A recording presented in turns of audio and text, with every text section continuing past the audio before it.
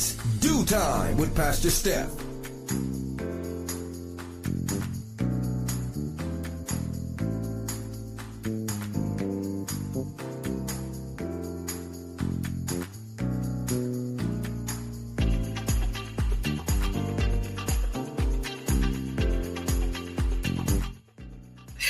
Good morning, good morning, good morning. Rise and shine. You're on with this Due Time with Pastor Steph. How are you this morning? That's what I like to hear. That's what I like to hear. For this is the day the Lord has made. Let us rejoice and be glad in it. So, where were you last week? I wasn't here part of the week. Yes, for the greater part of the week, I wasn't here, but I'm hoping that you were here with our girl Shantice on the tail end of the week. I was listening, and it was a great show. So, this week, last week, Pastor Steph was missing. Now, I'm going to share something with you all. So, listen, if you've been watching, you've noticed that I'm like squinting and I can't see, and I'll say I can't see, or I'm having a hard time, and like I said, if I didn't open up my eyes, my mouth, I know you all have realized that something was wrong. Pastor Steph she's struggling over there. Well, I'm going to share this with you. So because of the diabetes, and I'm saying it like that because this morning we got our health tip. So we're going to get our health tip just a little bit earlier this morning. Because of the diabetes, I've developed cataracts. Now, what they've said is that it's pretty much a rites of passage. Everybody going to develop cataracts after a while. However, I probably could have, lasted a little longer had it not been for the diabetes that helped to expedite that thing. So the left eye was really, really, really bad. Right eye I'm having problems with, same cataract, but left eye was horrible. That's why I couldn't see while I was on with you. Now, when we were on audio on Blog Talk, it didn't matter because you couldn't see me. But yeah, you could see me now just struggling. Well, by the grace of God, it was my turn to have the surgery. Now, I'm telling you all of this again because today is the health tip day. One of the reasons why it took so doggone long is because my A1C, which is the monitoring of your blood glucose level, had to come down. It was like crazy high at one time, like 13, 14. It should be down like we're a 5 or 6 year, and mine was 14. So I couldn't get the surgery or the procedure done. So finally, it did come down, not to where they really requested, but God was like, okay, we need her to see just a little bit. So last Wednesday, when we were not on at all, Shantice and I, she had to accompany me. We went to get the procedure done. And man, talk about a difference. Woo! Instantaneously, from the moment I came out of the room where they did the procedure, it was like somebody turned on every light in the world. It was bright, so bright. But not only that, I could see. When I tell you I could see, I could see. I was telling Shantice, the sign over there says, and the words over there say, now remember now, before I was all up in the screen, I couldn't see anything because it looks like one big blur, like a big cloud. So at that point, I could really see how bad the right eye is. So they can only do one eye at a time. So we're celebrating today, but there's like a little bittersweet because being that I do wear glasses, I need to see close. I need my glasses for close up. With the cataract procedure, everything is crystal clear far. So I could probably see the shirt you got on right now, but I can't see the words that are in front of me. So I say it's bittersweet because You still gonna watch me struggle. Although I can see, when I tell you, it's almost like coming out of darkness into God's marvelous light, man. It's like it's like I have on glasses. But again, I need to see close up, and the close up is still blurred. So you're going to watch me struggle a little bit more for a little bit longer until not only the next eye is done, but until I get some glasses. So keep Pastor Steph in prayer. Make sure you take care of your body, which is one of the reasons why we're talking this morning. And I'm being a little transparent, not telling you my business, but to let you know that, yeah, you need to take care of your body, because trust me when I tell you, it's nothing like your health. This diabetes is ripping me apart. Every time something goes wrong, the first thing they say, well, the diabetes, and then something else goes wrong, and they say, well, the diabetes, and and I'm like so tired, but it's real. It's real. It's real. If your family has history, if you don't know your family's history, you need to start checking out your history. Find out what's wrong, because I'm going to tell you something. Most things are genetic. Most things are hereditary. It's going to be passed down to you, whether it's your mother's side, your father's side, it doesn't matter. It will and can be passed down to you. And you got to make sure you take care of your health. There is nothing like when you start breaking down. And let me tell you something. After 40, they used to say all the time, boy, your body changes after 40. It does. It really, really does. Now, it's only going to complicate things if you have health issues. It's only going to complicate things if you have a family with health issues. And listen, I'm not just talking about physical health. I'm talking about mental health as well, because everything is connected. Now, listen, how do we tie in last night's prayer, our sinful thoughts, into all of what I just got finished saying? Listen, the Bible tells you that your disobedience breaks your body down. Woo, yeah. The Bible tells you that when you are living wrong, when you are feeling wrong, when you are like going through mental anguish and emotional anguish, it is rottenness to your bones. In other words, you know how they say stress kills? Yes. Your disobedience is going to break your body down, your physical down, because everything is connected. Yes, everything. And God, when He says you are fearfully and wonderfully made, let me tell you something.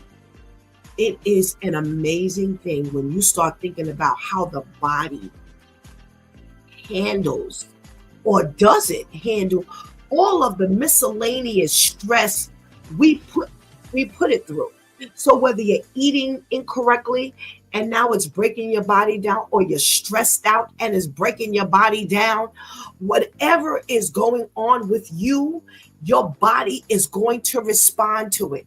So listen, let's get this thing together. God gives us these health tips twice a week for a reason. So when I give them to you, write them down. Go back to every Thursday and every Monday. I don't care from what Monday or what Thursday. There is not a Monday or a Thursday that I don't start out with a health tip. Okay? And Thursdays is Therapeutic Thursday. So if we had a guest on, listen, go back to Athena, with our health coach, and those health tips. Man, she blows the house down. Take care of your health. Take care of your teeth. Take care of your mind. Take care of your body from the crown of your head to the sole of your feet. And I'm going to tell you something. You can get it done by giving your life to Christ. Trust me when I tell you, He makes the difference. the closer you get with him, it all shifts. You're not as stressed out, you're not as worried, you're not, going through so much anymore. So y'all just continue to bear with Pastor Steph as I'm one eye and half an eye and two eye in it. Because it's probably gonna take my eyes and your eyes and Shantice and the niggas' eyes to make it happen over here. But listen, God is amazing nonetheless. Like I said, I'm enjoying my new site, and I'm just waiting to get to the end where I can truly see 100%. All right. All right. So let's get this party started. We are shaking the Monday morning blues. So go ahead and get that healthy breakfast. Go ahead and tell somebody and everybody that it's due time with Pastor Steph is on and she's back. And whatever you do, don't go anywhere because we will be right back.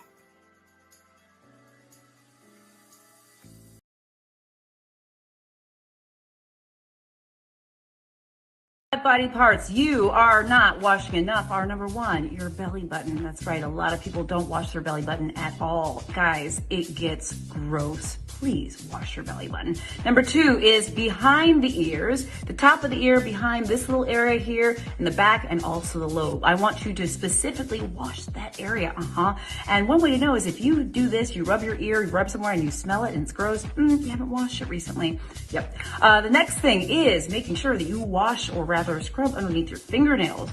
This is where a lot of dirt and grossness gets trapped. Our fingernails. We don't often think about it. Number four, our legs. Yeah, I want you to actually wash your legs. I'm not talking about letting that soap run down your legs in the shower. I'm talking about washing. Wash your legs, please. And number five, your toes. Okay, get in between those toes. Make sure you're washing them. You want to make sure you're preventing infections of many different sorts. So make sure you're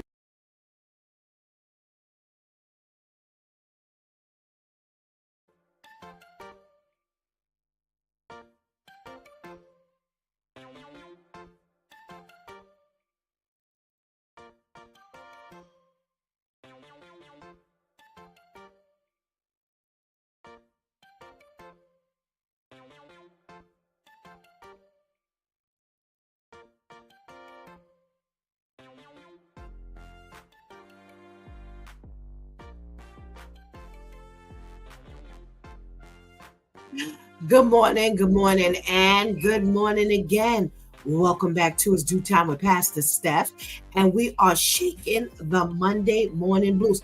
Did you call somebody and let them know? Did you text somebody and let them know that we're on? I sure hope so, because you do not want to miss anything, and you don't want your people to miss anything. Now, did you hear that health tip, that PSA?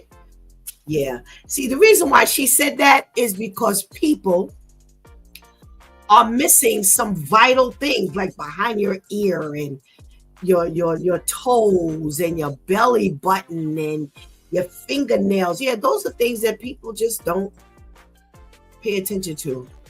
And you would think that people would pay attention to their fingernails because you can see them.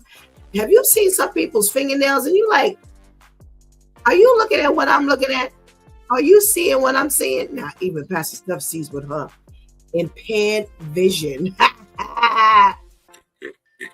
So make sure you get those things taken care of. Okay? Okay. Listen, did you check in? If not, if you're on, the only way I know to say good morning to you is if you check in. So please make sure you check in so I can give you a hearty good morning. We got to check in from our girl, Ketty. Hey. Hey, Ketty. Thank you so much for joining us this morning. What about Serge? What's going on, Serge? Good morning. Thank you so much for joining us.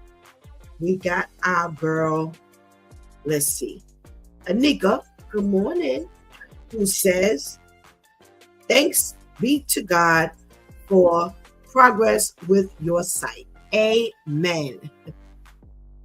Yeah, I'm reading like a second grader. Yes, thank you so much. I so appreciate that. Yes, we got Ketty says, that's the truth. And Mm. And body changes after 40. Yes, absolutely. We got to check in from our girl Tamika. Hey, Tamika. Thank you so much for joining us this morning. Hope to see you in the room in a little while. And we got a check in from our girl Teresa. Hey, girl. What's going on? Are you on the beach? I sure hope so. Beach it up for all of us, okay? All right. We can't go any further without thanking our ladies for making sure that we are always on and we are on point. Let's say good morning to our girl Shantice. Good morning. And our girl Anika, thank you so much for holding it down. We so appreciate it. Thank you so very much. Now, what are we talking about this morning as far as health? Well, we all know that processed foods are bad for our health. Most processed foods are bad for our health. And thanks to our loyal listeners, as Vivian always says, there are some processed foods that are worse off than we think. Ooh, yeah, that are worse than we think. So, processed meats. They say processed meats such as hot dogs, bacon, deli meats are definitely classified as group 1 carcinogens. And they say a report confirms that regular consumption of these meats increase the risk of colorectal cancer by 18%. Again, eating these things on a regular basis can be harmful. Okay? They're saying they contain nitrates and preservatives that can definitely turn into some harmful compounds for your body. So you want to make sure that you are not eating these things on a regular basis. They say that you are at a 30% higher increase and risk of heart disease. Yeah. Okay. So they say the American Cancer Society definitely shining a light on these processed foods. So eat it if you're going to eat it, but please don't eat it but every once in a while. Okay? Instant noodles, like ramen noodles, like oodles and noodles as we call them. Yes, they say. Yes, it's amazing for a quick lifestyle. But a study from 2024 showed that there is a strong link between regular instant noodle consumption and metabolic syndrome among women. Yes, the sodium content in a single serving exceeds 1,500 milligrams. Whoa, that's a lot. So if we are definitely, consuming this on a regular over and over and over again, we're definitely doing some serious damage to our bodies. They say they found that eating instant noodles twice a week raised the risk of metabolic syndrome by 68%. Twice a week. Wow. They say the additives and flavor enhancers are definitely a killer. Woo! Goodness gracious, twice a week. Snack cakes. Oh, shucks now. Snack cakes. They're saying that snack cakes like Twinkies, Ho-Hos, Ding Dongs, cupcakes, all that stuff, they say are packed with unhealthy ingredients. A study from 2023 shows that these cakes contain high levels of trans fat. A single cake can contain up to 400 calories, 120 grams of sugar, which far exceeds the amounts that we need to be eating. The American Heart Association recommends keeping trans fat intake below 1% of your total daily calories, but your snack cakes can easily exceed this and will lead you to, guess what? Diabetes. Didn't I just get finished telling you about the diabetes? Don't do it to yourself. They say in these cakes there are a lot of hidden ingredients. Yeah, a lot of hidden ingredients. All right. Hey, let's say good morning to Miss Grace. Hey, Miss Grace. Thank you so much for joining us this morning. Frozen dinners. We're talking about these processed foods. We know they're bad, but they're worse than we think. All right. So far we've got what? Processed meat. Second thing is ramen noodles. Third thing were the snack cakes. Stay away from them. Frozen dinners. Let's see what they're talking about. Frozen dinners. They're saying that frozen dinners can have a detrimental effect on your health. 2024 study shows that regular consumption of frozen dinners was associated with weight gain and increased body fat. Many of these contain 800 milligrams of sodium alone. Oh my gosh. They say the lack of fresh vegetables and whole grains means that these meals are often low in fiber with essential nutrients missing as well. So you want to definitely grab not these frozen dinners. They might be quick, hungry man. Yeah, warm them up in the microwave, up in the oven. Those things might be, a quickie dinner, but it is so not good for your health.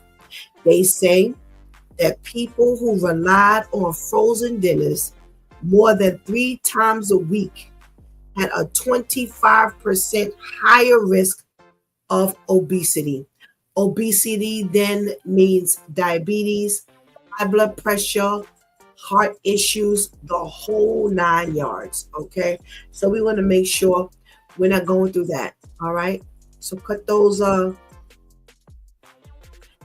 frozen dinners down. Flavored yogurts. Wow.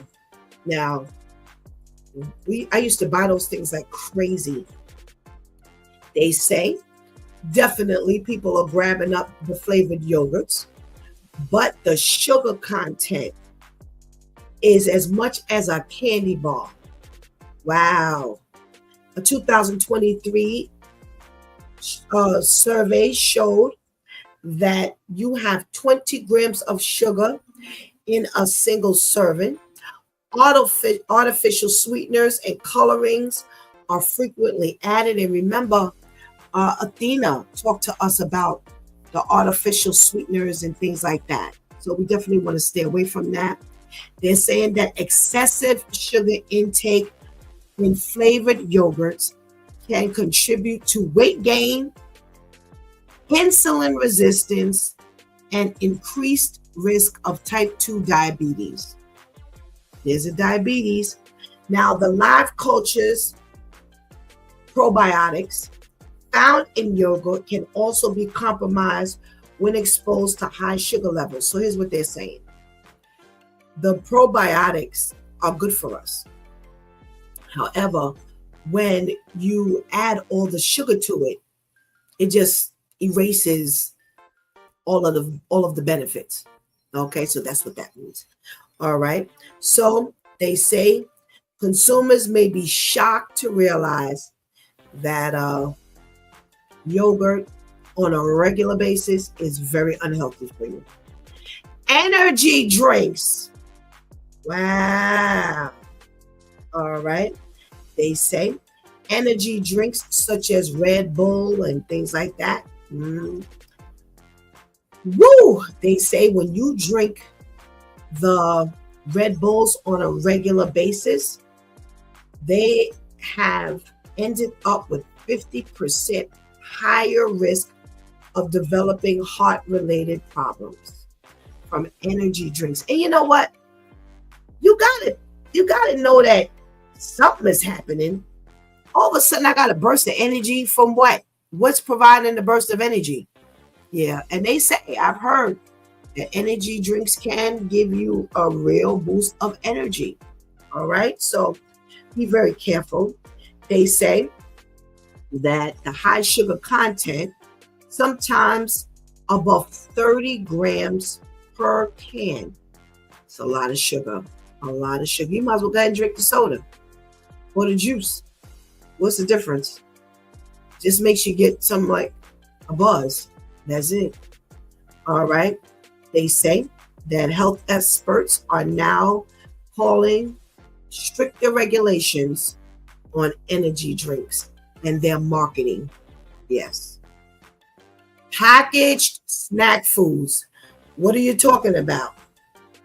Chips, cookies, all kinds of stuff like that. Okay. They're saying the salt intake is doing some real damage. You can find up to 300 milligrams per serving in some of these packaged snack foods.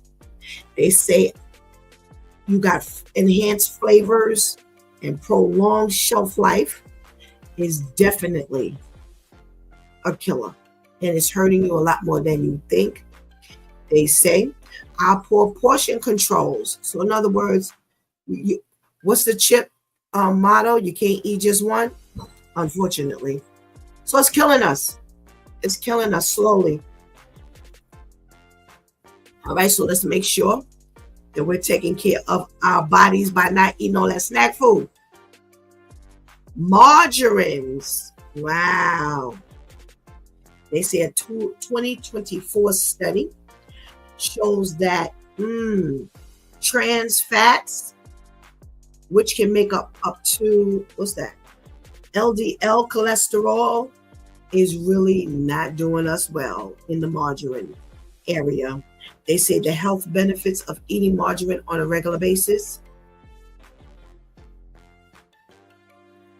really not good at all. Canned soups, tomato soup, chicken noodle soup. What about those hearty, hungry man soups, chunky soups? Yeah, they're saying those too. 1,000 milligrams of sodium. A whole lot of heart disease in one can. Yes, that's what they're saying. They're saying in addition to the sodium, they have preservatives, artificial flavors, which can accumulate in our systems and cause deficiencies over time. So remember, nothing happens in a day. Rome wasn't built in a day.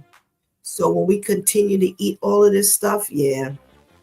So listen, think about it. When you combine your ramen noodles, your instant ramen noodles, your canned soups, your margarine, your what else? I don't want no, don't tell me. All the snack foods, the cakes. When you think about all the stuff we're eating, combined, we are killing ourselves. We're killing ourselves. Shantice, light me up here. Shantice says, this is why I've been trying my hardest to stay away from processed foods as much as possible. Haven't eaten sausages or bacon in over a year. Yeah, she's good with that. I'm like, you want some sausages? She was like, no, thank you. You want a piece of bacon? No, thank you. And we're not even talking about pork bacon. We're talking about turkey bacon. She's like, no, thank you. Yeah. So it just takes a matter of, what do you call it? What's the word I'm looking for, y'all? Willpower. There you go. Just take some willpower. All right. Shati says, stay away from those Ramen noodles. Their manufacturing facility is disgusting. Yeah, here's the thing. When I did eat the ramen noodles, I only used like a little bit of the packet. It was just way too salty for me. Oh, I couldn't take it. The salt was just astronomical. But when I saw an Instagram post on ramen noodles, I was like, y'all ain't got to worry about me no more. I don't give it to my granddaughter. I don't eat it. I don't buy it. Nope. So nobody in the house eats it here. No. They're going to kill us. It is just, they are out to kill us, y'all. Yeah, we just don't stand a chance. You're going to have to grow your own foods, get your own animals and chickens. Go, just get your fish. They're going to kill us. They're going to kill us. All right. So what are we talking about in the news today? I guess because of the, what do you call it? The traveling, they got a lot of travel news out, for the past week. That's all I've been seeing. TSA and all kinds of things. I crossed over there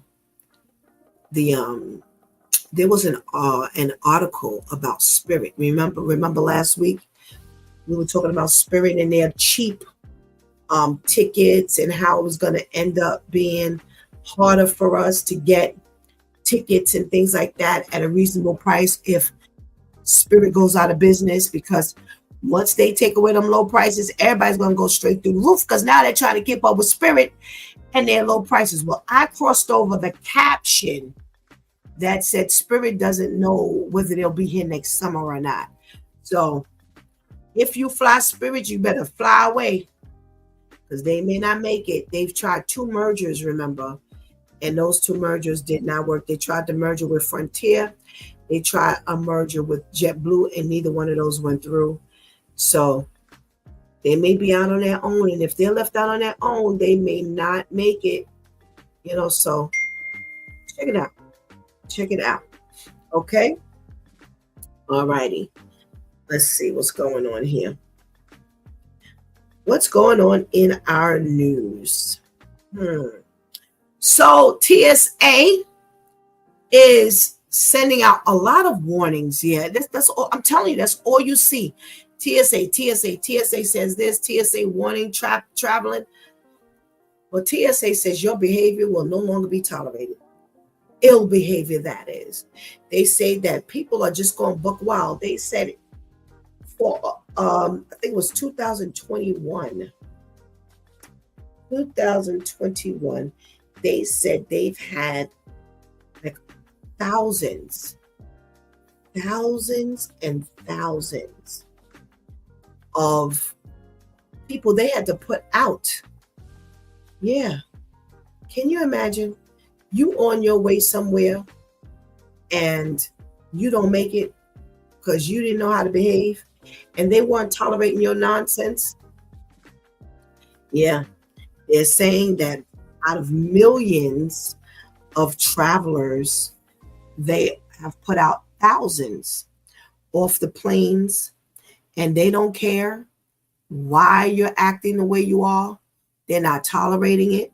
So they gave us a few suggestions, because these are the biggest problem areas. They say arrive early. Listen, people, y'all who are just late, I don't get it. I don't get it. I see people running, and now listen, I'm not talking about that occasional I'm late. I'm talking about these people. I know people who are always late. I don't care what's going on. I don't care where they're going. I don't care what the occasion is. They are late. So they're saying arrive early. That way, if there are any holdups, you don't care. They have since years ago said get there 2 hours early. So get there 2 hours earlier. Listen, I know some of you don't like to flip through phones and things like that, but I'm going to tell you something. I don't mind getting anywhere early because my phone is always charged to the fullest and I can always do some reading. Yeah, I'm always looking for content for the show. I'm reading Bible verses or, you know, um, what do they call those things? If you have the Bible app, you can do a lesson or a study plan or whatever they call those things. Yo, get yourself together. Don't mind getting there early. You'll be better. You'll be better off. They say pack smart. Know the things that are accepted through TSA and know the things that are not accepted through TSA. You don't have to worry about all of that kind of stuff. Now you get there and they start throwing out your stuff, and now, or either worst thing, they got to pull your bag to the side. Man, it holds you up. And now you're upset because you're already running late. And now you've run into some area where they need to check your bag. You mad? Don't get mad. Another area, they say if you can go through TSA pre-check, then do it. Do it. Join. I think you like that pre-check. It costs a little bit of dollars. If you're a latecomer, you might want to invest in that. That's all I'm saying. That's all I'm saying. Okay, what else are we talking about? So here we are. Crime don't pay, y'all. It does not pay. So you got. Let me see where this took place, because this here is something else. This was some kind of story. Well, I guess I'll come across where it took place. So you got two men who dress up in bulletproof vests. They put on a mask. They put a police chain around their neck, and they go knocking on somebody's door, banging, telling the residents of the home that they have a search warrant. And it looks suspicious to the homeowners. Well, it really got suspicious when they shot through the door. The police shot through the door. Well, guess what? The homeowners fired back and killed both people on the other side of the door. Both of the police officers. Come to find out, they weren't police officers. They said they looked out, they saw no car, they heard no sirens, and they saw no lights. And that was the first thing that alerted them that the dodos on the other side of the door were fake. So they were pretending to be cops. You go knock on somebody's door, claim you have a warrant, and you ain't got nothing behind you. How you don't have a car, a cop car? You might as well have went all the way and stole a car in the whole 9 yards. Well, they're dead. What are you doing? What are you doing? What a bunch of dodos. Well, they got the shock of their life because now they're no longer here. So crime does not pay. I'm trying to see where this is, where this took place. But listen, Houston. Out in Houston. Listen. Fall back. I still can't see all that well. But yeah, so don't try it at home. Please don't try it at home. What else are we talking about? Let's see what else. Yo, there is a teacher, or he was a teacher in Sacramento. That's California, y'all. So for years, he had been getting students to go into a room where he was running cameras and all of this kind of stuff, and filming and telling the students that, he was going to be filming them. And while he had them back there, he was sexually molesting them, well, sexually abusing them. Let me put it like that. Sexually abusing them. And this went on for years. Years. He was doing this. He got so bad, he would go to some of the students' other classes and pull them out with some fake excuse and then take them to this room to sexually abuse them. Well, he was found out. Somebody told. He was sentenced on Friday to 215 years to life.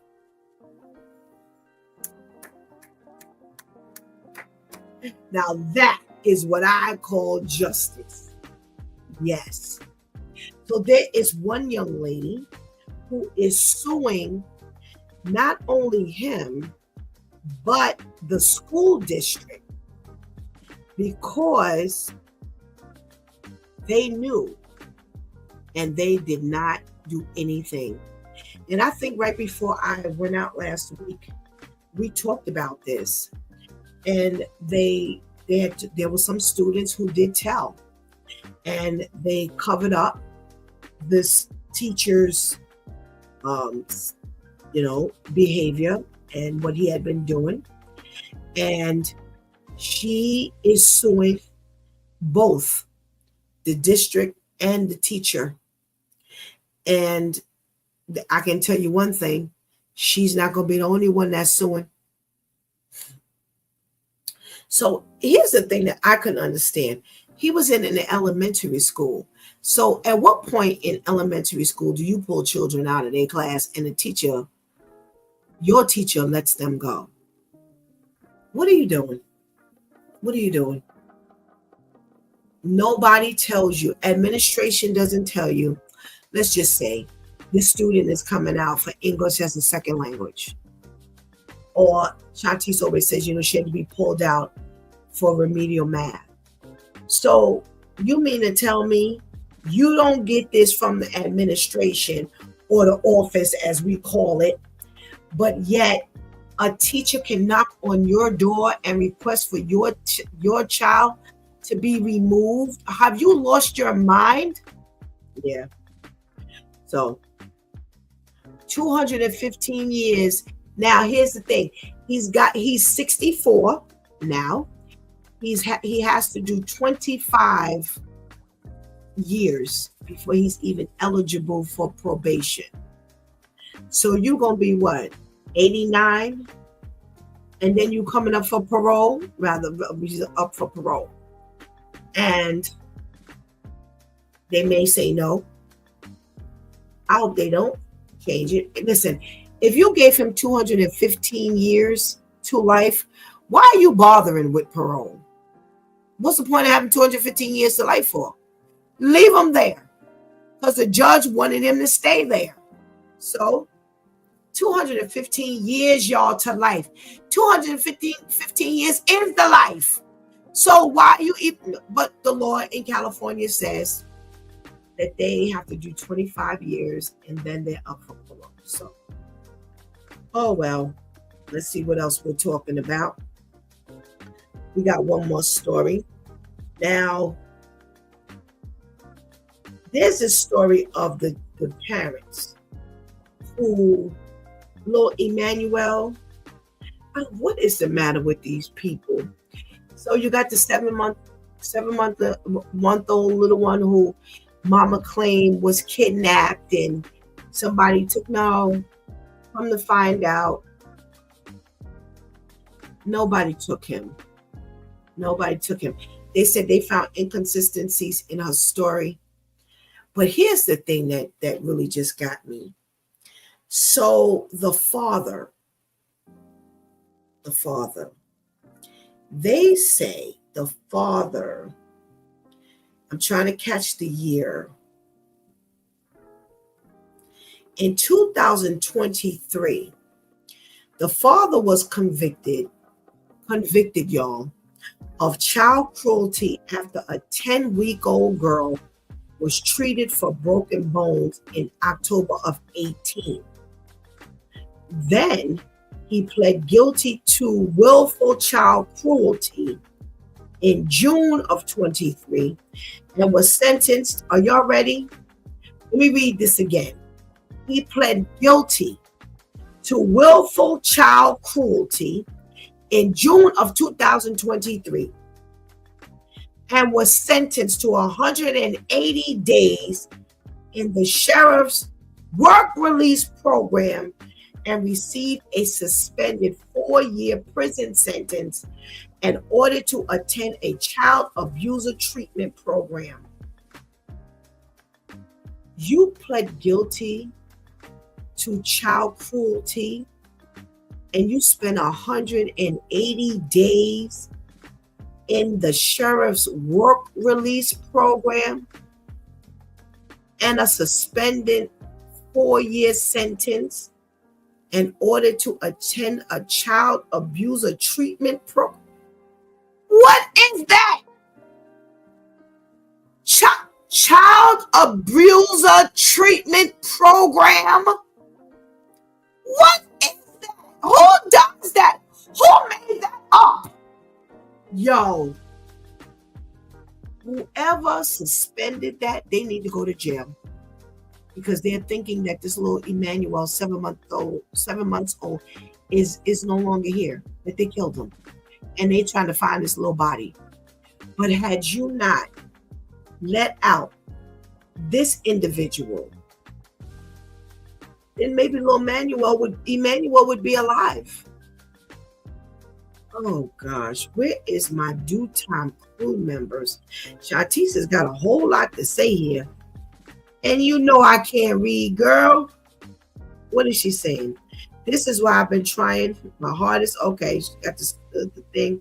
All right. Stay away from those ramen noodles, she says. Okay, wait. I got to catch up. All right. You get pulled out of an airport or off a plane, you need to lock yourself away for a while and evaluate your life. Yes, those Bible plans be hitting, she says. Well, Shantice must be the only person who could type this morning because she's sure making use of this. Police are going to have to change their warrant showing method. Too many times someone has tried to get away with that. Who is living past 215 years? Right. The district knew they need to serve time as well. They used to do that with us for remedial classes. They took us out for the special classes. Now, 25 years is too soon to be eligible for anything. Well, it's too soon to be eligible for anything when you got 215 years. Where is the due time crew? Brother Al is on with us this morning. Wow. Good morning, Lady Tamika.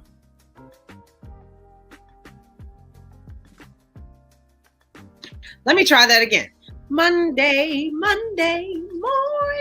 Good morning. How are you? Good morning. I'm well, thank you. How are you? I am doing well. Recovering from a little bit of a cold, so you might see a little puffiness, but I'm well. Thank God.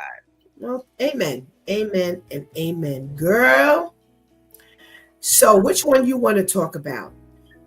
The 215 years this teacher is facing, or the Jake who was let out after he pled guilty and he was, I got to read it again, sentenced to 180 days in the sheriff's work release program, received a suspended 4-year prison sentence, and ordered to attend a child abuser treatment program. Which one? Up for grabs. For the Papa prisoner, please. I don't get it. People don't realize that when you plead guilty for things like that, and then you have a child that goes missing, don't you understand that the first place they look is family? Like they were going to look everywhere else. The very first thing that they look for is mama, daddy, siblings, auntie, uncle, babysitter, like I just don't understand how it is that you didn't think that maybe possibly that it would be directed first, at home. They shouldn't even have to look at, in history, everything that I've ever known, the very first place that they look at is family. So I'm glad that he got caught, and I'm hoping that he serves, just as much time as our other friend. Yeah. I mean, just amazing how you. But you know what, Tamika, this is not the first time that's happened. Where Exactly. you let people off, and then later on, we've done stories right here. So you're not gonna tell me as a judge or whoever, when you suspend these sentences, that you never heard of a repeat offender. And I'm looking at the light sentence, 180 days. That's not even a year. Like, what is wrong with this? This system is so very twisted. Like, who do you know? Who do you have in your pocket that that you only have to serve 180 days? Right. Somebody's child is completely, traumatized for life, and you only serve 180 days. Ridiculous. Right. That judge should go to jail. Absolutely. For even just, making so light of this child cruelty. So you commit child cruelty, they have a life sentence, but you only get 180 days. Work release, Tamika.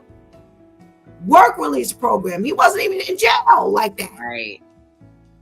So it really, really bad. Really, really bad.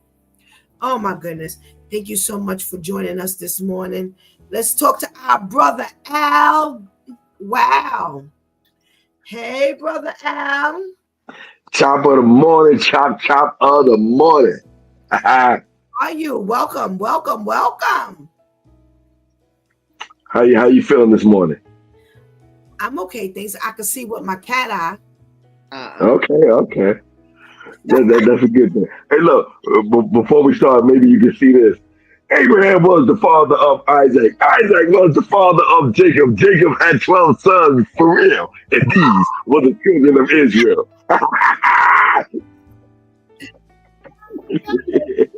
My vision, brother Al, not my hearing. Oh, my gracious.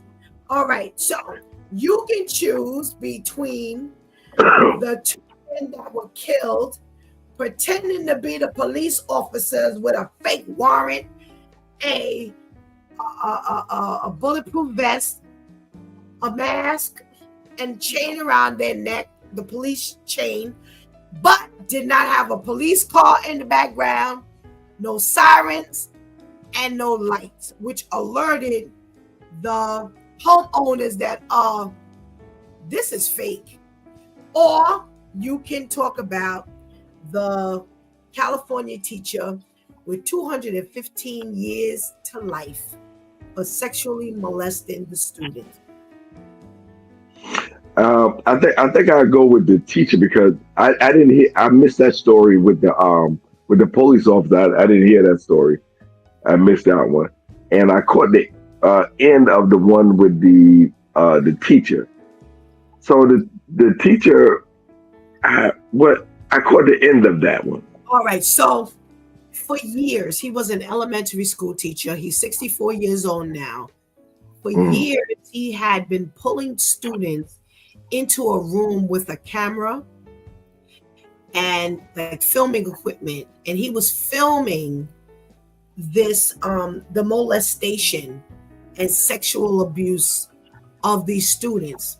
He was so bad that he would go to their classes and ask them to be removed for whatever this particular reason, these reasons were, and he would take them into this room where he would commit this crime. Well, when somebody ratted him out, somebody talked, and when they went to clear up his house, when they went through his house is when they found like all of these tapes and things like that of what he had done. So he ended up being sentenced to 215 years to life.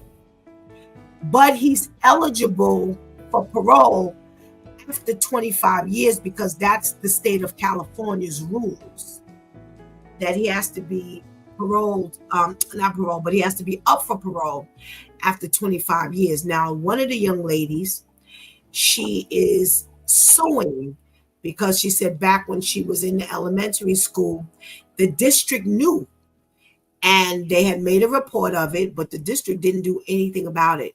They covered it up. And so she now has a lawsuit against the teacher as well as the district. So that's the story. All right, got it. Oh my gosh, man.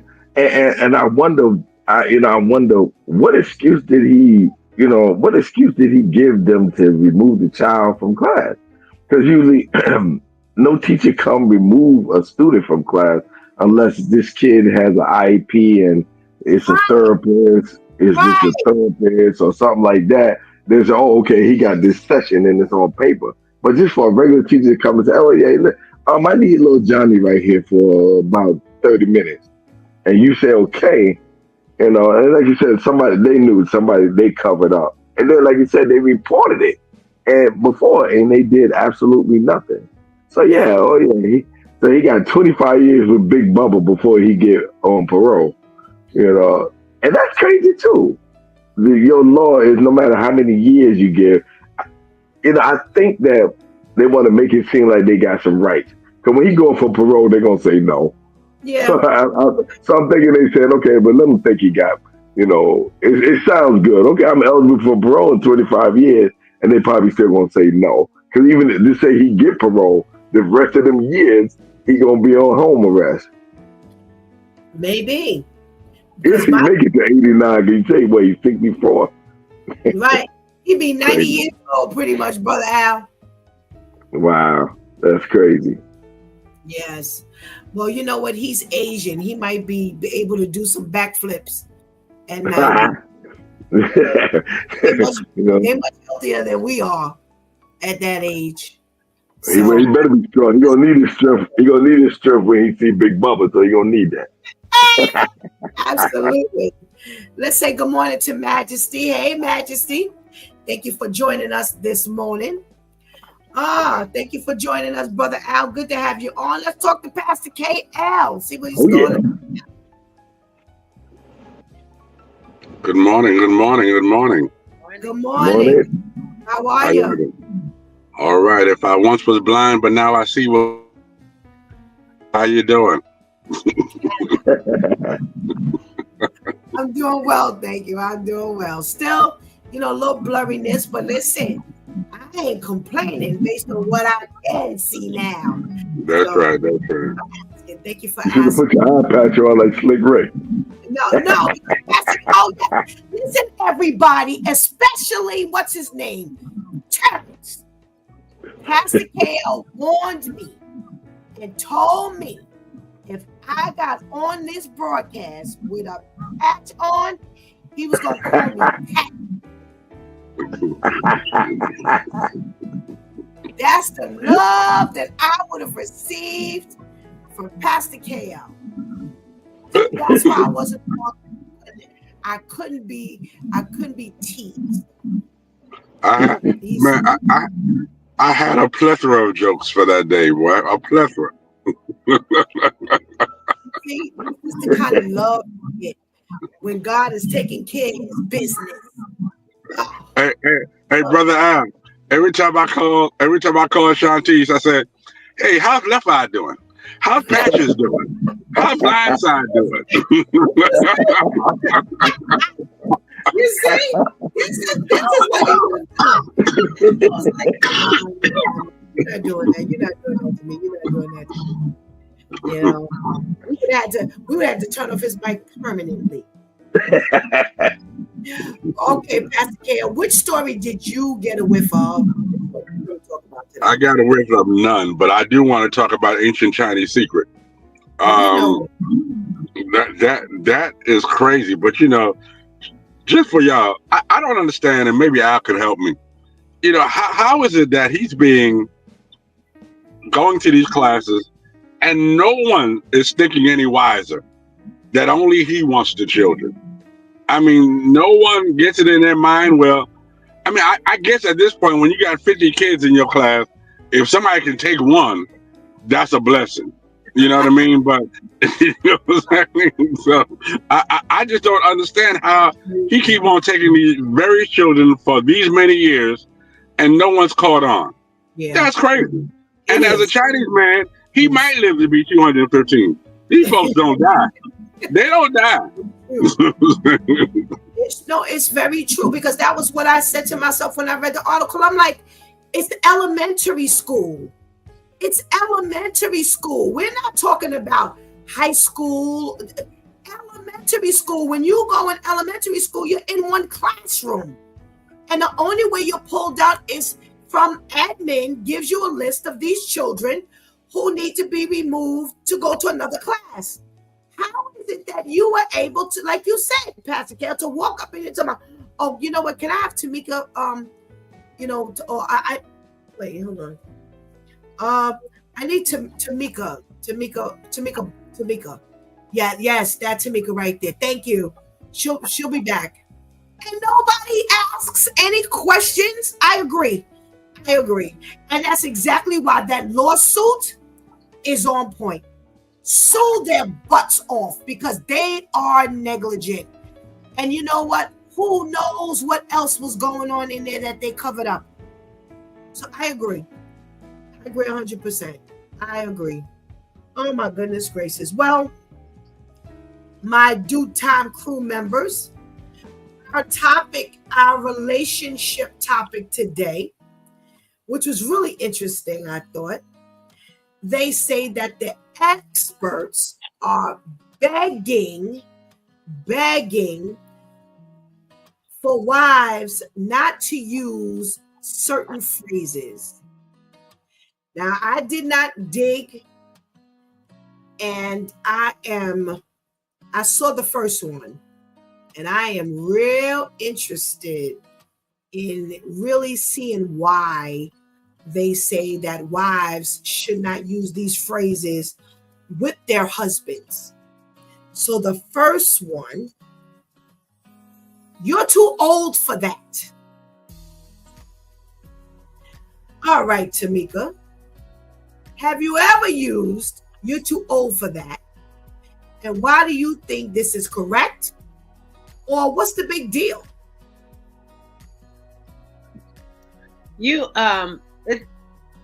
Al and I are very comical, so at any moment, a backlash of comedy, could be used, and there are times when I might use that phrase in comedy, but not in seriousness.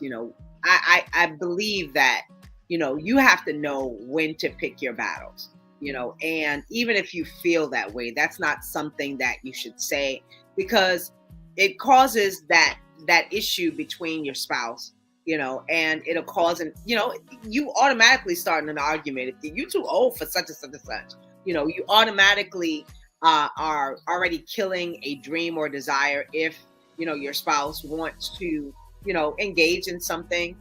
There are different ways that you can say it, even if you feel that way. The problem is communication is an issue, and you start a conversation. Anytime you start something with "you're too," whatever it is, it's automatically going to cause a problem. Okay. Brother Al, do you agree that that's something that a wife should not say to her husband? You too old for that. Yeah, I think you could say it in a different way, because we know we're getting older, and sometimes that will break somebody's confidence.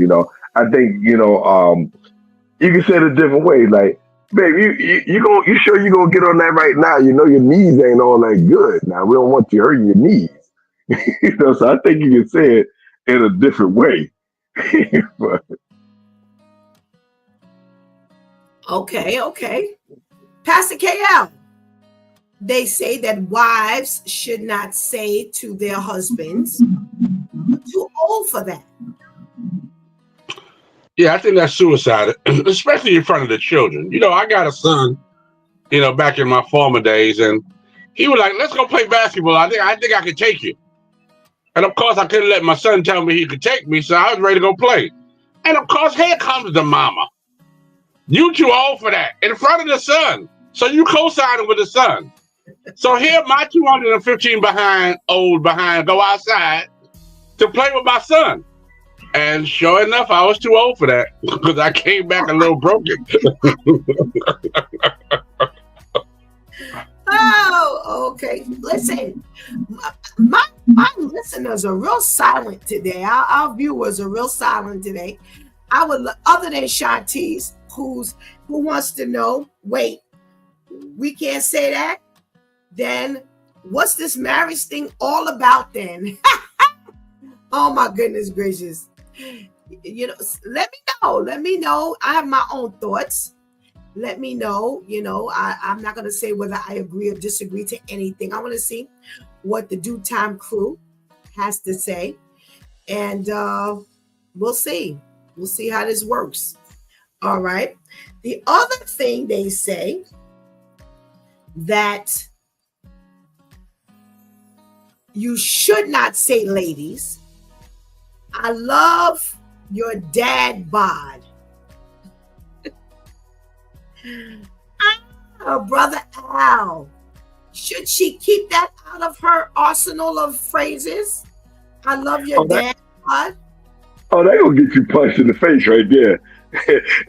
You want to play rough? You like my dad body? Your mama ain't too bad herself.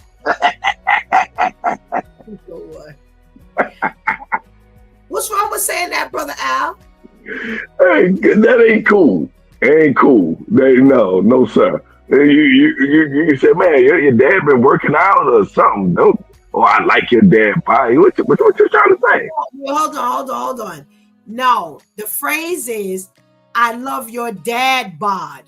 Your dad bod. As you get older, as the husband gets older, you're a father, and now you have a dad bod, opposed to when you had a six-pack.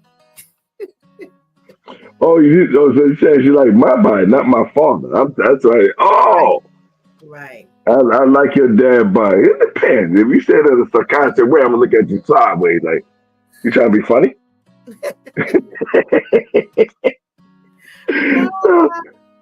The question gonna be raised. What do you mean dad bod? What's a dad bod?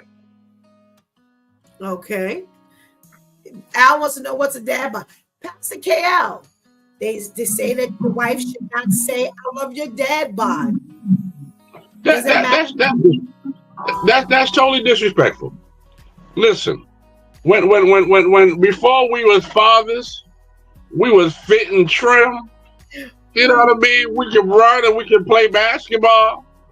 Now we're fat, wearing a 4X, and you love my dad. And listen, the worst thing I used to hate my wife do was she came and rubbed my belly. I'm not a genie. Don't rub my belly. No, don't like my dad bod. Cause then you gonna start calling me Papa. Listen, you ever get to be a grandparent and the children and everybody calls you by your grandparent name? You're not even dad no more. You Papa, you Mima, you Mimi. You're not even dad no more. You don't turn into the old man. Wow. Oh. All right. Shanti says, "Brother Al is too old for these phrases." Oh, I'm gonna see you. I know where you live at. I know where you live.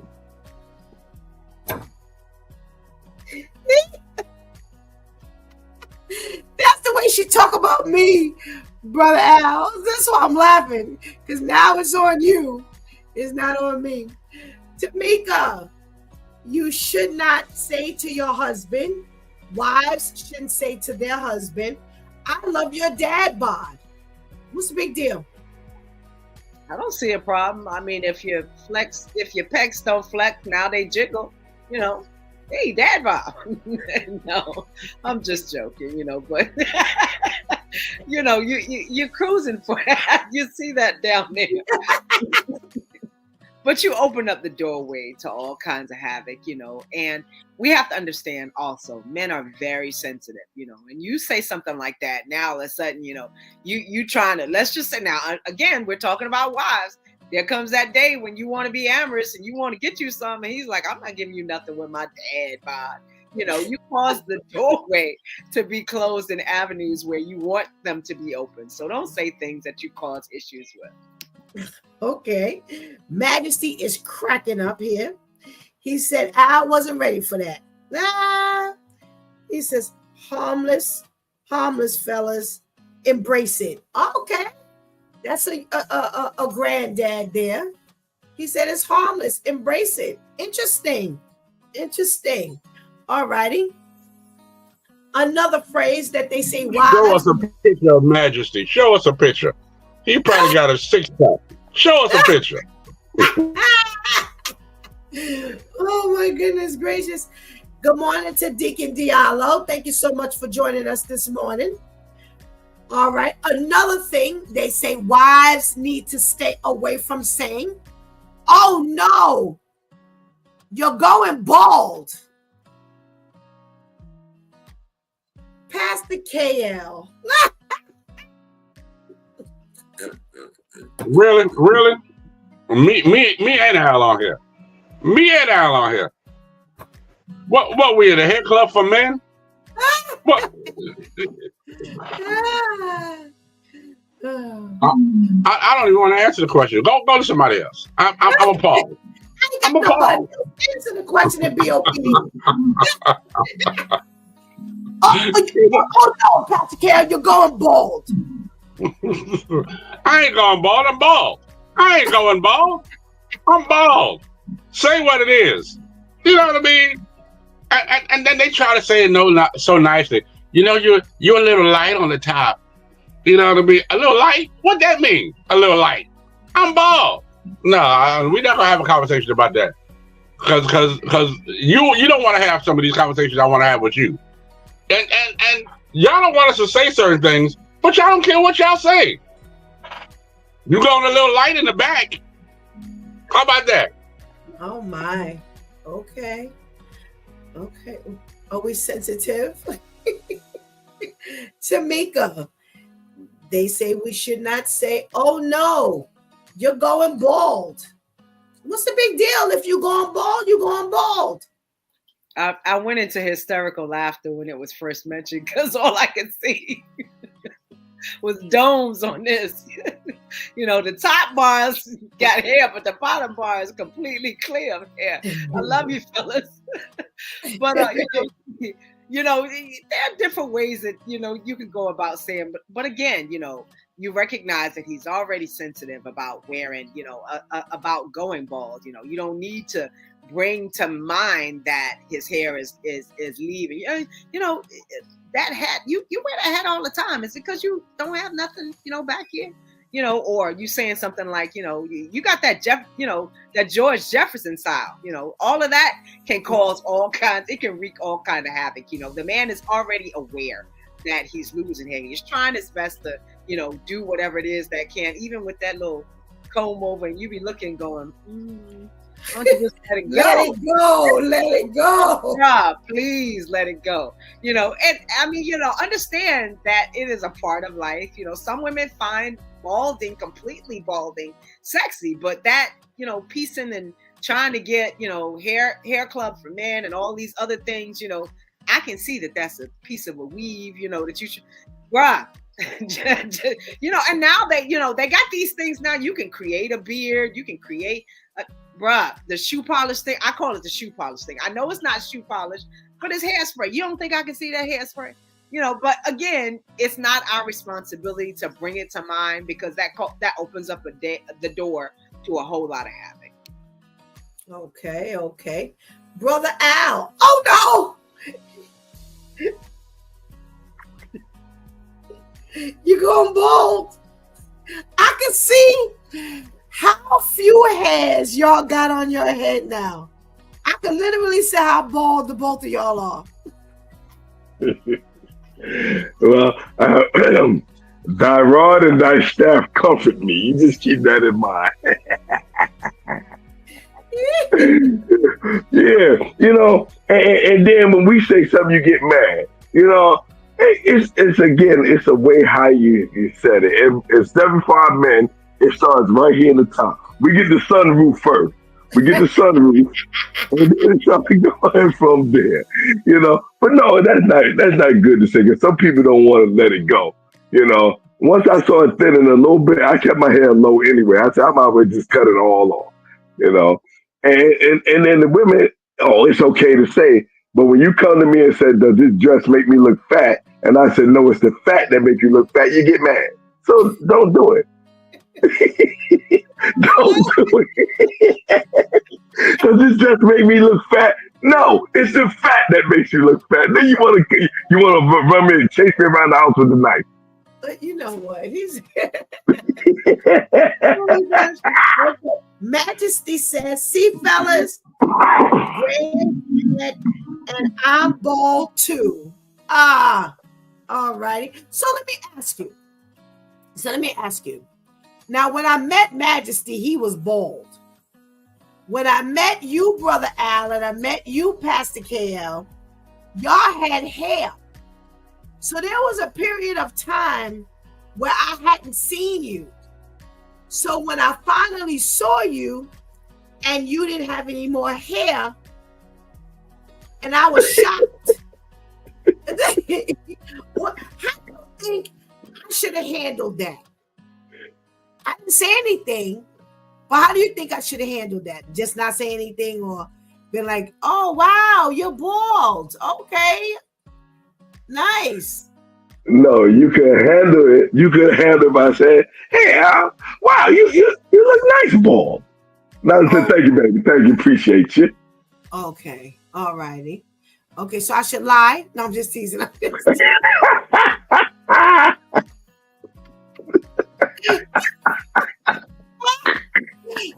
teasing. What about you, Pastor KL? When I saw you, you had on your collar, your fake collar, and I deal with the fake collar. Last I saw Pastor KL, he was in his former life, and he was not worthy of wearing a collar. So after 20 years of not seeing him, then he's got a collar and a bald head.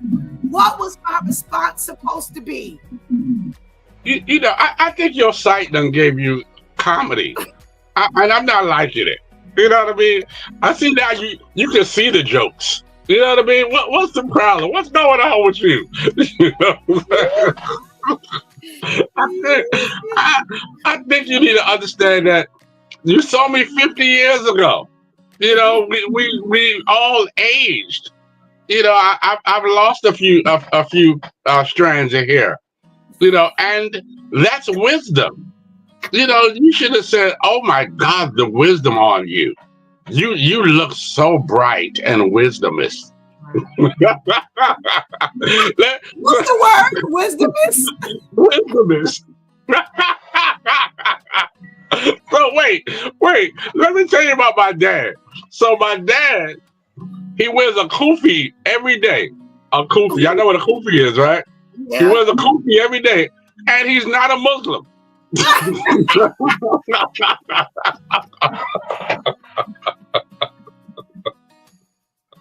So why does he wear the kufi? Is he hiding his baldness? Yeah, just to cover his bald head.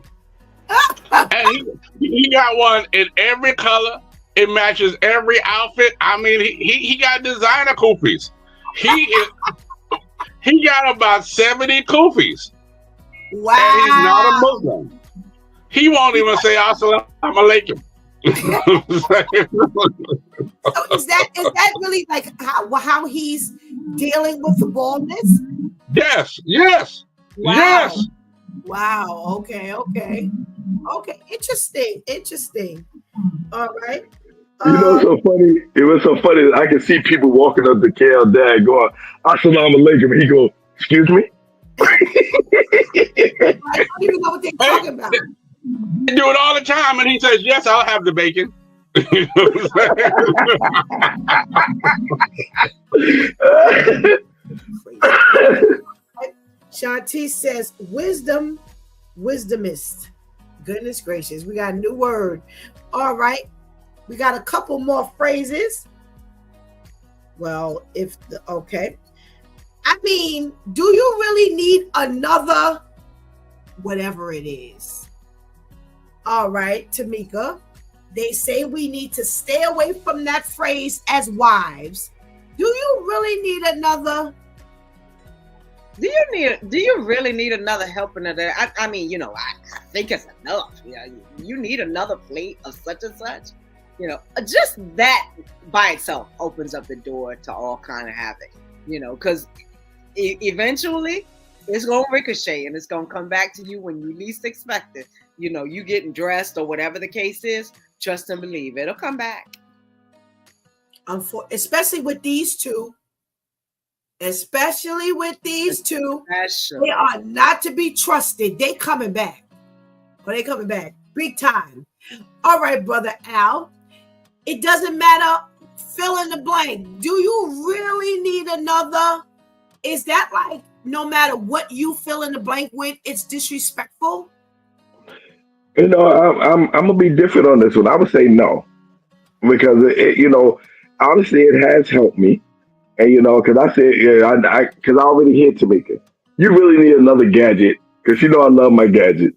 And sometimes I sit there and I be like, you know, what, nah, I ain't gonna get that. I really don't need it. So it helps me at times. You know, you know, it helps me at times. Now she, on the other hand, to me, you really need another pair of shoes. Well, I got black in this one. I need these with the black with this, you know. So I'm gonna say that helps me because Tamika catches me sometimes, and I'll see something. I'll be like, I'm gonna get that. Do you really need that right now? And I'll look and I'll be like, you know what, you're right. I don't need it. I ain't gonna get it. I ain't gonna get it. So it helps me. So I think it's a good phrase for me. Okay. But you see how quick that ricocheted. What I tell you? Yes. I believe it. Especially when it comes to accessories for women. Men are quick to ask, do you really need another this? Do you really need another that? Don't you have a pair of this and that? And don't you already got blue sandals, but they're not that shade of blue. Not that one. That's right. These or those are black, those are blue heels. I need a pair of blue flats. They don't understand. Yeah, but when you got 100 pair of shoes, it becomes a problem. No, you know what they say, Al? Oh no, these are made by Jesus. These are the Jesus slippers. I don't have a pair of Jesus slippers. I don't have a pair of Jesus slippers in the closet. Jesus slippers. Really? Pastor KL, do you really need another? Yeah, any time for me, and I don't know, you know, I need help with this, so pray with me. Anytime that phrase starts, do I really need? Yes, I need it. Yes, I need it. Any time, no matter whether do you really need another plant, do you really need another gadget? Yeah, once you come out your mouth and ask me, do I really need? Yeah, I need it. Because whatever you want, I don't fight against you. You work for your money. You do what you need to do. You know, I don't drug. I don't drink. I don't go to the club. So if I want it, I'm buying it. Now you could probably persuade me of not buying it, but once you start saying, do you really need? Because whether I need it or not, if I want it, I'm gonna buy it. So why are you defiant? Because it's my money and I spend it now. Oh, wow. Okay. All righty. And I always have to do everything around here. They say you need to keep that out your arsenal. Brother Al, is that true? You know, if you being lazy, nah, say it. I'm not gonna be sitting here doing everything. You sitting back chilling. So no, I'm okay with that. You know, especially, but especially like you said, if I'm sitting around, I'm washing the dishes, I'm making the bed, I'm doing it. You just sitting back watching TV? No, no, I'm coming to you. Hey, look, I gotta do everything around here. When you gonna do something? I tell you what, you won't get dinner today. You can get breakfast and lunch, but dinner. You better work for it. Okay. Pastor KL, I always have to do everything around here. Should she not say that? I mean, if that's how she feels, then yeah, I mean, she should say that. So, but tomorrow when the lights go off, and she said, "What happened to the lights?" I was like, "Well, you ain't do everything. I had the lights put on. I paid the bill." I mean, people just have to be careful of the stuff they say. Be specific. Hey, can you help me around the house? Don't tell me you doing everything, because you ain't doing everything. I can show you what everything is, or what it compiles of. It ain't everything. You're just defiant, just to be bitter. Death and life is in the power of the tongue. Don't kill yourself. Wow. Okay. Tamika, I always have to do everything around here. If it's true, should she say it? If it's not true, should she say it? I think there are ways to get around that. Whatever it is that you need done, you can verbalize. Listen, I got a whole lot. I got a whole lot on my plate. I got to wash dishes. I got, the floor needs vacuuming. The kitchen floor, the floor needs mopping. The carpet needs to be vacuumed. If I wash the dishes, can you vacuum the floor for me? Tell him what it is that you want. A lot of times, if you verbalize what it is, he'll do it. Not make it a honey-do list, but listen, help me out with it. I don't want to have to do everything, but you don't have to say it that way. Just, honey, can you mow the grass today so that I can take care of such and such? We are a team. And so if that's the case, give him the plays. Tell him, listen, this is what needs to be done, so that they can get done and you don't have to worry about it. So I got a question. I'm saying this to who, the kids or the grown husband? In actuality, he should be doing it. You shouldn't have to verbalize, but sometimes you might miss the mark, and you may have to say, listen, I'm washing the dishes. Can you, vacuum the floor so that, we can get such and such done? I don't know about that. If I got kids, I'm saying that to the kids already. So now I gotta say it to the kids and the husband? Nah, I'm sorry. I ain't agreeing with that one. Because if I have to say it, it sure ain't coming out like that. I'm washing the dishes. Can you please mow the lawn? That's what I'm saying to the kids. I'm saying to my grown husband. I'm asking. Nah.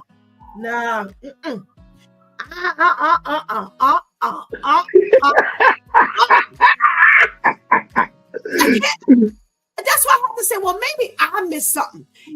Again, when you. Why are you so defiant? Why are you so defiant? Because like I said, I'm already saying that to the kids. That's what you're saying to the kids. Well, listen, mommy's already doing this. You have your set of chores. You need to be doing X, Y, and Z. Do something on that list, or, sweep the floor or whatever. But I'm talking to a grown man, and I gotta come to you, and then I'm gonna be nice when I come. Okay, so here's my question. What happens after the 5th time you didn't say this? Just like that. Well, how I ain't gonna tell you at that point? No. We're not doing 5 times. That doesn't make any sense. If you miss the mark, that's one thing, but I'm not gonna keep repeating myself. All right. So how you saying it? It says that you have no business saying, I always have to do everything around here. So Brother Al says, if that's the case, then you say it. Pastor KL says, even if that is the case, don't say it, because you ain't paid the light bill. So that ain't inclusive of everything. You missed something. So where do we go? How often do you say this? Help me understand. So clarity. Okay, so like in our household, sometimes we're running around doing stuff, and sometimes things get missed. I was supposed to do such and such.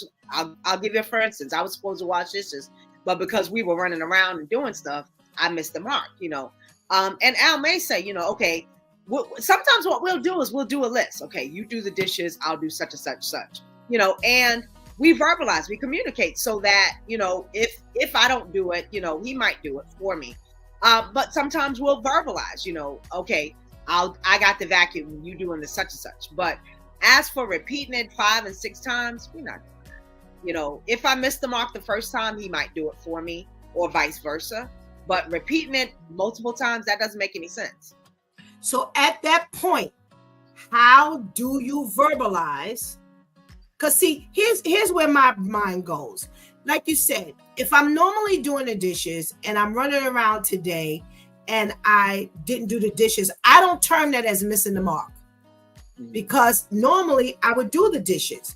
But if we're running around and the house is a little busier today and I don't get to the dishes, eventually I'm going to get to the dishes because I always normally get to the dishes. So I personally wouldn't term that as missing the mark. However, that's not the premise that's here. The premise is you just not doing what you need to do. And this is not a missing the mark type of thing. This is just, I find myself mowing the lawn, I find myself doing the dishes, I find myself vacuuming, I find myself sweeping the floor, I find myself mopping the floor, I find myself doing the bathroom, cleaning the bathroom. So at that point, how do you finally verbalize, you know what? I'm doing it all. How do you get around not saying those words when you are doing it all? I think that, to be honest, I do believe that you're already married. We're not talking about boyfriend, girlfriend. You're already married. There is a level of counseling that is mandatory to help him see, listen, I'm doing it all. I can't listen to it. I can't take anymore. There's so much weight. You have to help me. Look at what I'm doing. At the end of the day, I'm exhausted. And now you want to do what? I think that it is important to get someone external so that he can see. And if he's not willing to try and do anything, then at that point you have to decide, are you going to continue to engage in this relationship with you carrying all the weight, or are you going to, call it quits? Okay. All righty. Look, Tamika too nice. I'm doing everything here. What you gonna do, huh? I tell you what, you ain't getting dinner tonight. She is nice, because I ain't paying for a counselor to tell you ain't helping. No, we ain't doing that. You don't say I'm always doing everything around here. That's when that comes up. Do no counseling. So she could tell you, or he could tell you, you ain't cleaning. No, again, that's for the children. That's we gonna have this, because it's not gonna be one thing. See, here's the thing, and it's almost time for the switch tip. Here's the thing: the Bible tells us an unstable man is unstable in all his ways. So here's a challenge I'm gonna put out there, so we can have a round of this, and then we can exit. An unstable man is unstable in all his ways. Trust me when I tell you, you going to counseling, you ain't going to counseling for only no cleaning. Something else is being missed as well. All right, I'm gonna start with you, Pastor Cam.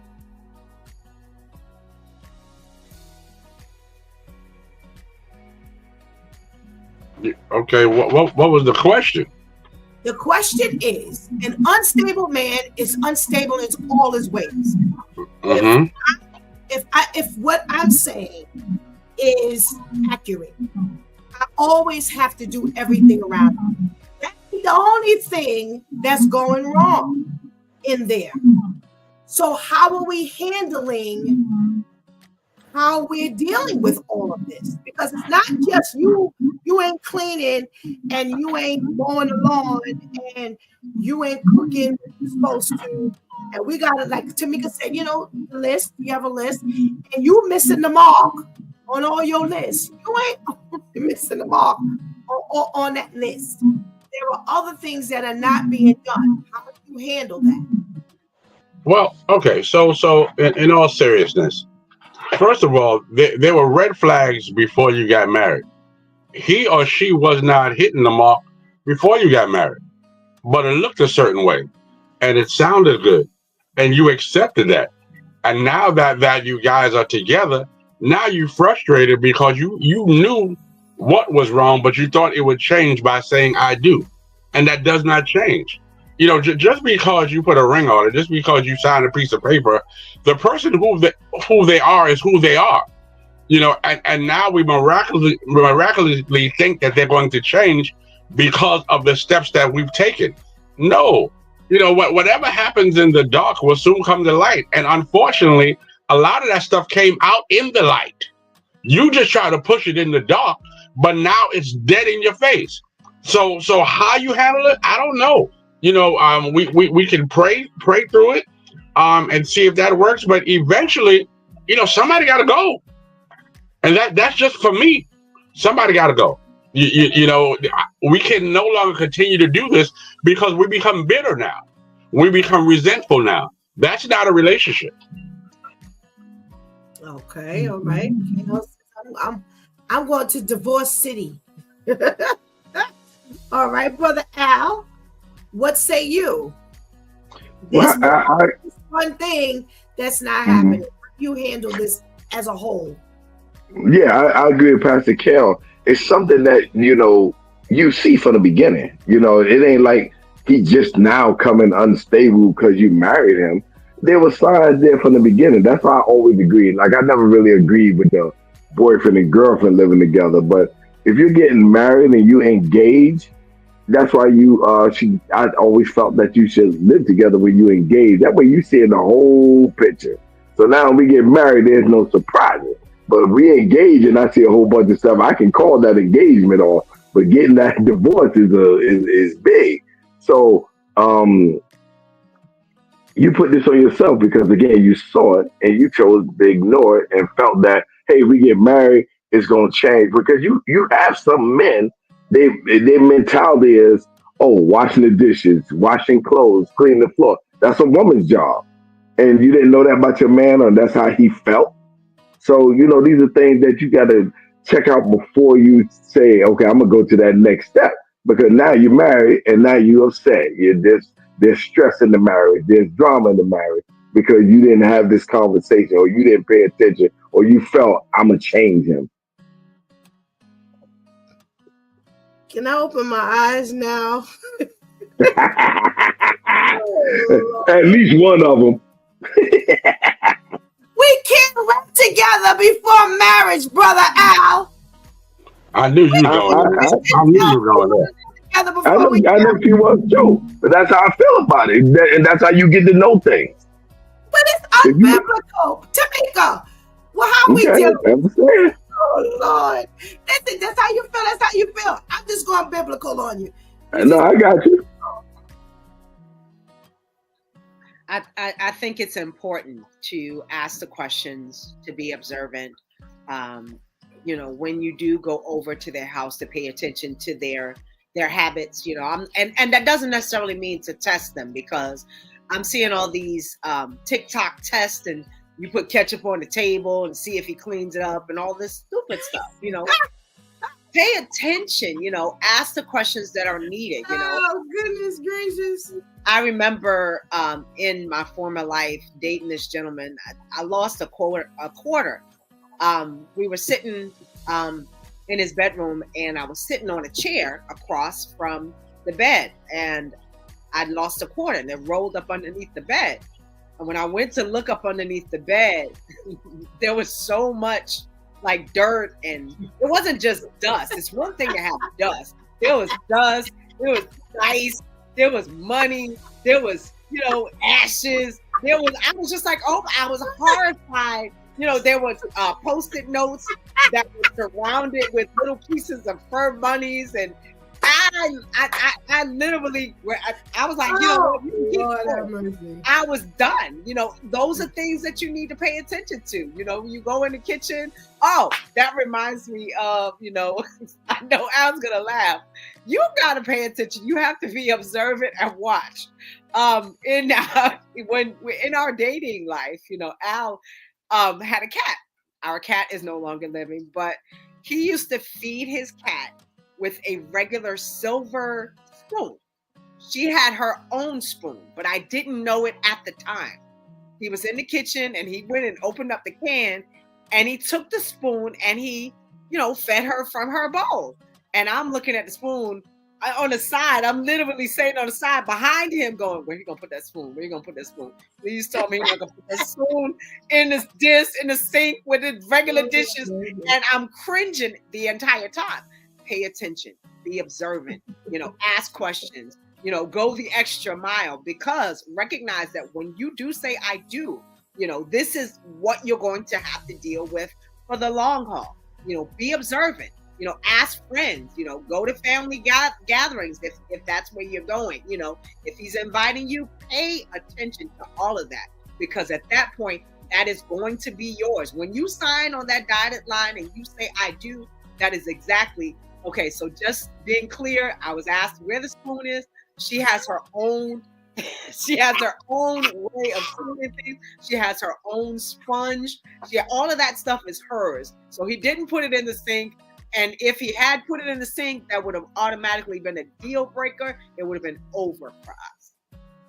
Okay. Shantice was asking, what did he do with that spoon? Oh my goodness. My due time crew, did he wash it in the same sink? No. No. We're not going to answer that. We're not going to answer that. My due time crew, thank you so much for your contribution into today's conversation. And we pray you have a blessed day. Have a blessed day. Have a blessed day. Woo. It's time, y'all. It's Monday morning at the top of the hour. And the Switch with Shantice is next. Let's say good morning to Shantice. Good morning. Good morning, Pastor Steph. How are you? I'm well, thank you, Shantice. How are you? I'm fine, thank you. What you got for us today? Today we have the Switch with Shantice, where we make the switch from the streets to our godly seat, and we are up to switch tip 228, y'all, which is hold on. Don't lose your position. Now, I had a very interesting conversation yesterday. I was speaking with one of my best friends from high school, and it was always the three of us for the most part. I had other friends, female friends that I was really, really close with. I always kept a very small circle. So it was the three of the female friends and my two male friends that I was always with in high school. And we don't remember how, we just remember being in computer class together, and we were only in the literal computer room for about maybe two weeks. The computer teacher had to go off for surgery, never came back. So we were put in a classroom with a substitute teacher who went by the name of Reverend Clayton. And it was all you had to do to pass the class was show up. That's all you had to do was just show up. And it was always the three of us sitting in the back of the classroom, cutting up, cracking jokes, not being disruptive, but just always having fun. And I was talking to one of them yesterday, and he was saying how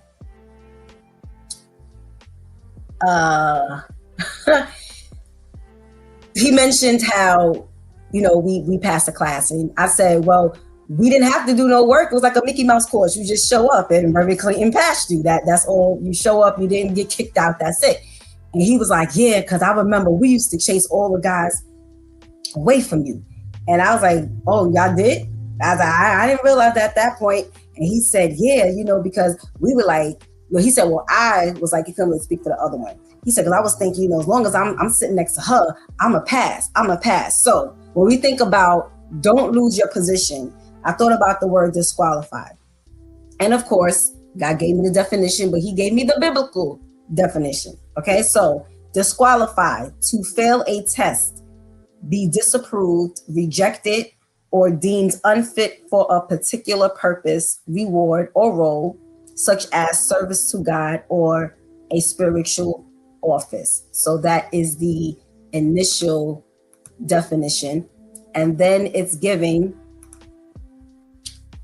the term is often used in context where a person fails to meet spiritual or moral standards, losing their position or their rewards. And that I really wanted to make sure I focused on, because what he said to me next was very interesting. But what I said, which led to what he said, yeah, you know, because I was like, if I sit next to her, then I'm going to be, you know, passing the class. I'm going to get it. He said, you know, and I graduated on time. I said, and I didn't. Look at how that played out. You felt by sitting with me, you were going to pass. You did pass. You graduated, class of 03. I was class of January of 04. I had to stay. Not only did I have to do an extra 6 months, y'all, I had to do summer school, the extra 6 months, and night school, because I was not getting no GED, no shades. Anyone who has it, that was just not good enough for me. Whether my mother was good with it or not, and by the way, she wasn't. But that was just not good enough for me, and I was not staying until June. That was out. So I had to bust my behind in order to get out. And if I can remember correctly, the other one graduated on time as well. But the one who they felt they needed to stay close to because of the position they felt I held, they excelled, and yet I got left behind. It implies a loss of fitness or worthiness, a state of being without approval or not standing the test rather than losing eternal salvation. I was paying God no mind back then. I was a teenager. Yes, I grew up in church, but I was not giving my life to the Lord. That was something that was very, very, very far off for me. Was not thinking about that. But there was a test being put in place. There was something, you know, God allowed them to look at me in a certain way. And now that I'm in the Lord, I can put it in this context.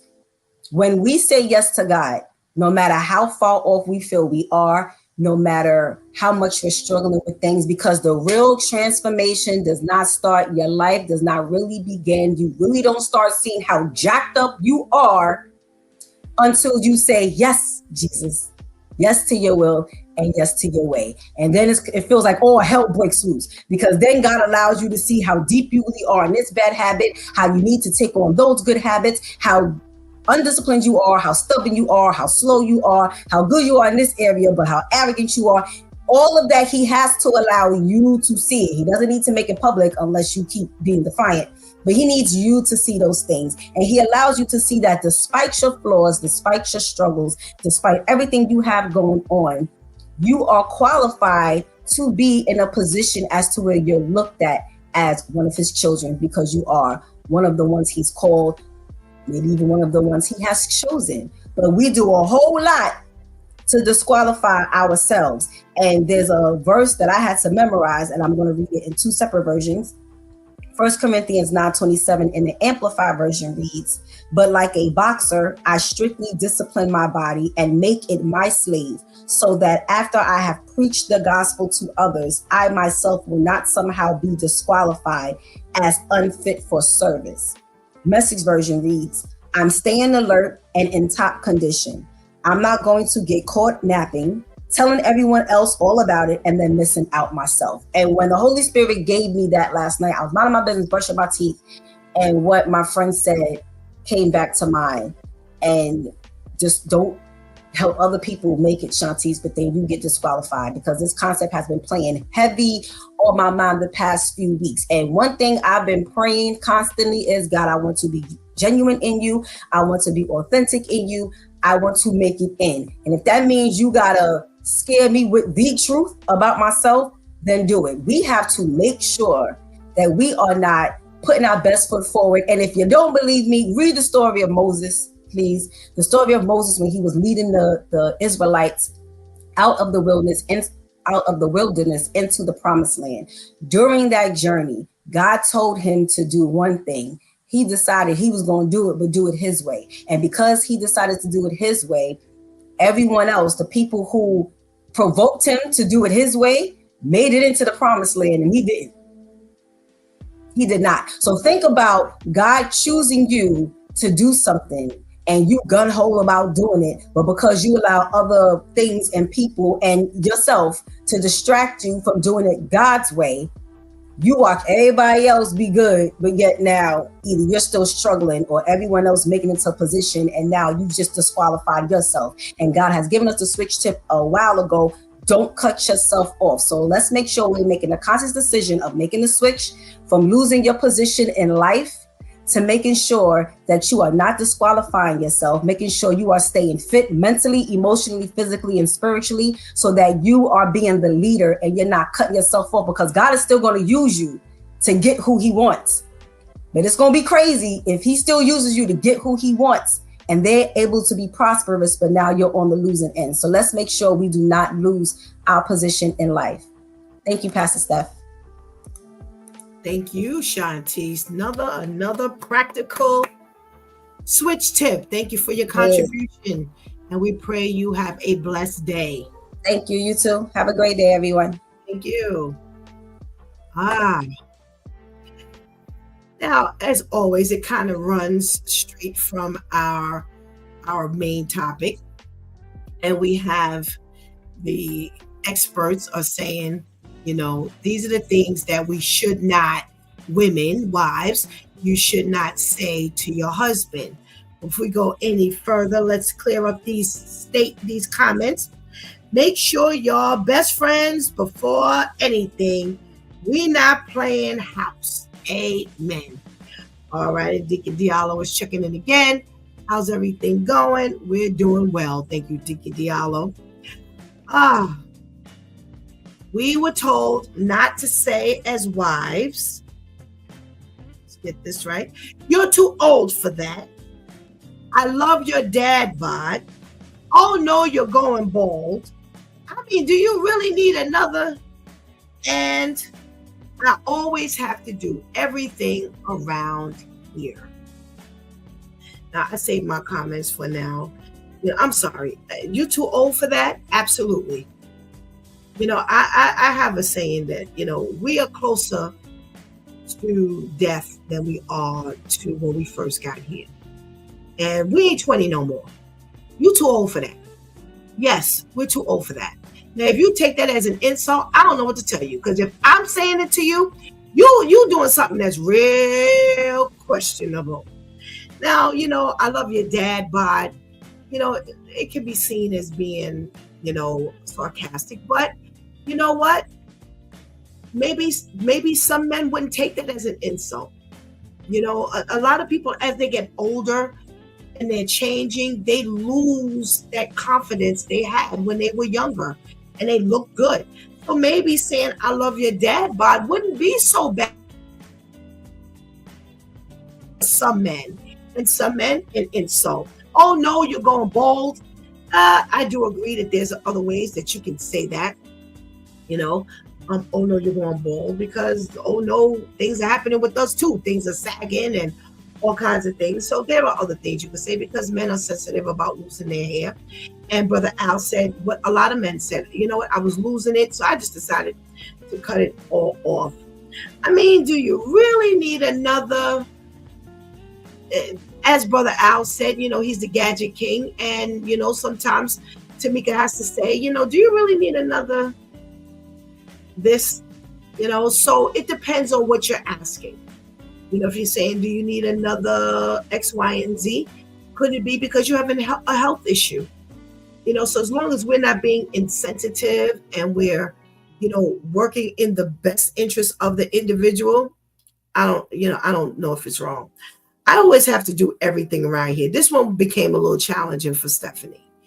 And, I looked at a lot of things when it came to I always have to do everything around here. Do you start off there? Maybe not. Well, you know what? I'm not asking you to do anything. That's just me personally. The lawn needs to be mowed, or the tree is getting like out of hand. We have this tree that just won't stop growing. On camera, times you cut it, it just keeps growing. And you see the tree the same way I see the tree. Do I have to ask you to cut the tree? No. I'm, like I said to Mika, I'm asking the kids to do these things.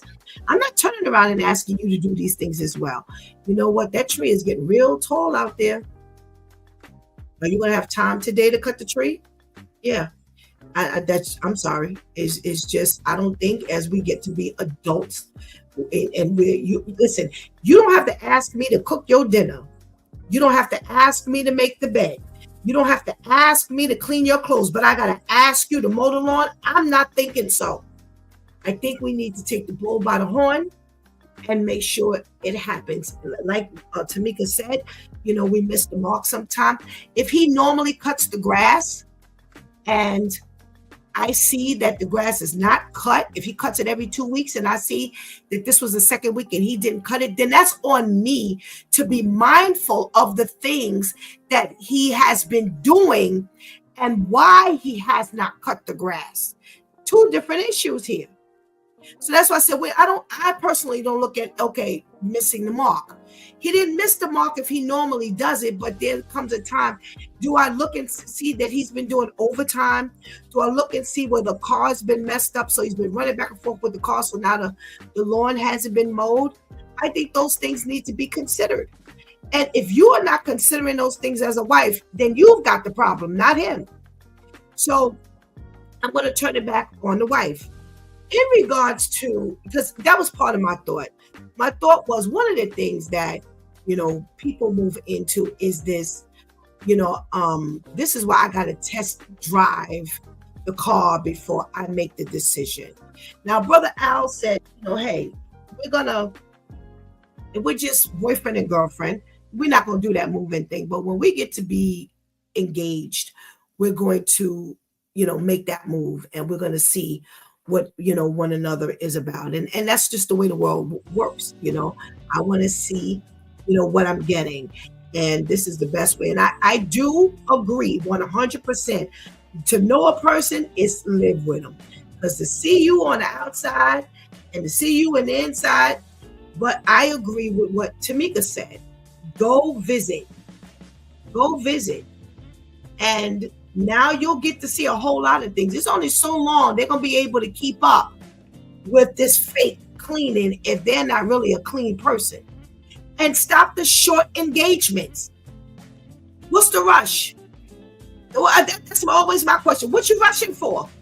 If you feel that God has sent you this person, why are you running out of time? Is somebody tell you going to die in 6 months? What's the rush? If you take your time, let me tell you something. Dialogue, visits, question asking, that stuff will clear up a whole lot of things. And you're going to have to make the decision on what you're willing to deal with. This running to the divorce court is not the move, especially for people of God. People who are not living in the Lord, they're subject to do anything. I ain't got nothing to say about them.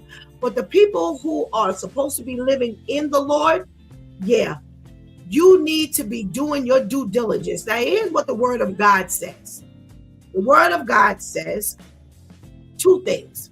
Proverbs 3, 5, and 6. Trust in the Lord with all your heart and lean not to your own understanding. In all your ways, acknowledge him and he will give you, the clarity. So listen, in other words, if you're prayerful, if you're doing what God says that you need to do, and you think this is the person that God has chosen for you, don't lean to your own understanding. Trust God. In all your ways, acknowledge him, and he will direct your path. He will let you know whether A, it's the person that he chose for you, or are you claiming this is who God sent to you? Or B, is it something you can tolerate? Because if we were to put a whole lot of things down that are petty, then we would learn to be more tolerable. are we forgetting that we are human too, and we are not flawless? And sometimes that's the thought, that they're supposed to be like this picture person, but we picture perfect person, I should say. But yet, you know what? You got to take me as I am. A lot of these things, if you pray about it, I started off today talking about self-assessment.